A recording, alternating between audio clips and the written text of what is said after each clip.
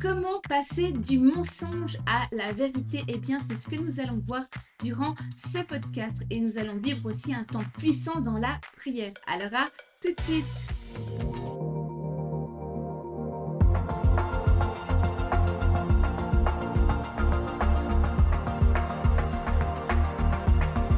Bienvenue sur mon podcast Back to Life pour ce 17e jour de prière pour être délivré de toutes ces pensées mauvaises et toxiques. Si vous n'êtes pas encore abonné à ma chaîne YouTube, eh bien je vous invite à le faire, ainsi que me suivre sur Instagram, Facebook et TikTok. Gloire à Dieu. Alors sans plus tarder, on va aborder un thème tellement important qui est celui du mensonge face à la vérité. On sait que Jésus est le chemin, la vérité et la vie, et donc la vérité est une personne. Et Jésus nous invite à marcher à sa suite, à agir, penser, réagir comme lui. Et je pense que l'une des clés pour mener une vie de disciple épanoui, c'est de marcher dans la vérité. Alors, on va lire deux passages dans la Bible où il est écrit en lien avec le mensonge et la vérité. Premièrement, Apocalypse 22, 15. Dehors les chiens, les magiciens, les débauchés, les meurtriers, les idolâtres et quiconque aime et pratique le mensonge. C'est un passage vraiment assez dur à entendre parce que c'est dans une perspective eschatologique, c'est-à-dire quand Jésus reviendra, on sait que les fidèles, les enfants de Dieu iront dans son royaume et les portes seront ouvertes pour ceux qui auront cru et confessé et obéi à la voix de Jésus-Christ sur la terre.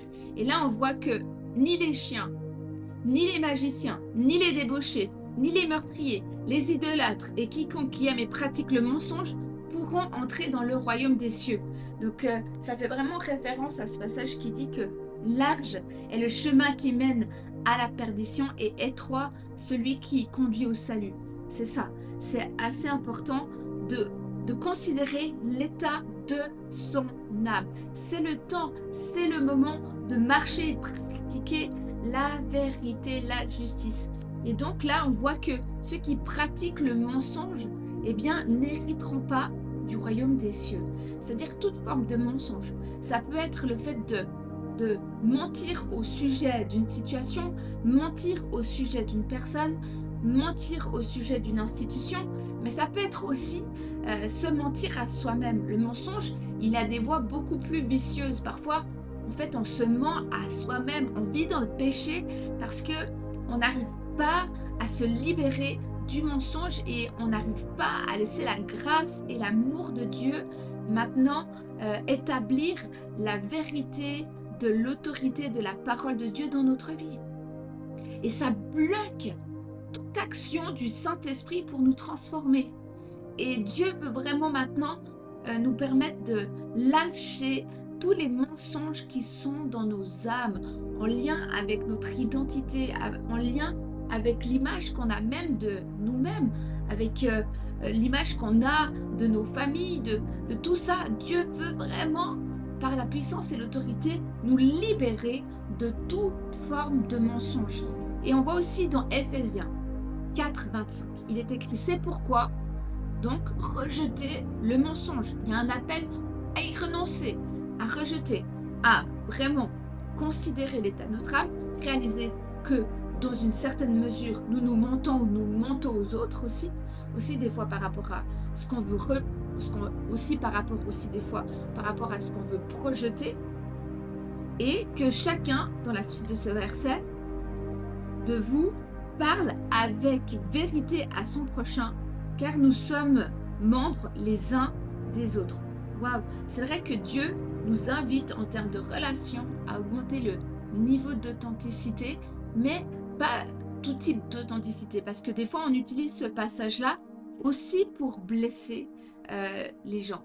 Mais Dieu nous invite vraiment à marcher dans l'authenticité dans la mesure où on va vraiment, dans l'humilité, s'approcher des gens et leur dire la vérité dans l'amour. Gloire à Dieu.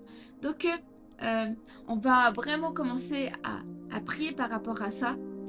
C'est des courtes capsules on va prier et prendre autorité dans ce défi, au travers de ce podcast, contre l'esprit de mensonge. Dans le nom de Jésus-Christ de Nazareth, je brise le mensonge, je brise toute forme de mensonge. S'il y a eu même des secrets familiaux, je prends autorité contre ce type-là de mensonge. Je brise toute forme de mensonge en lien avec votre identité, par l'autorité du nom de Jésus-Christ. Je brise aussi cela.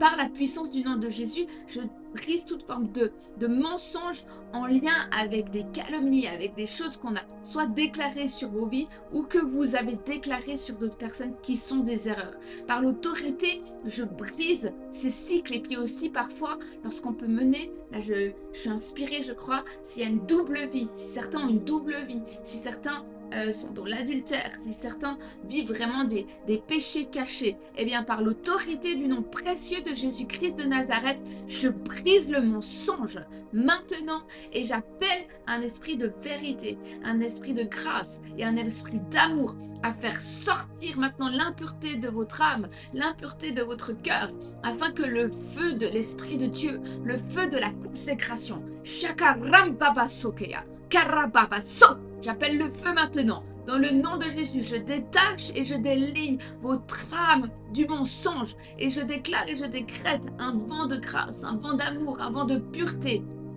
Dans le nom de Jésus.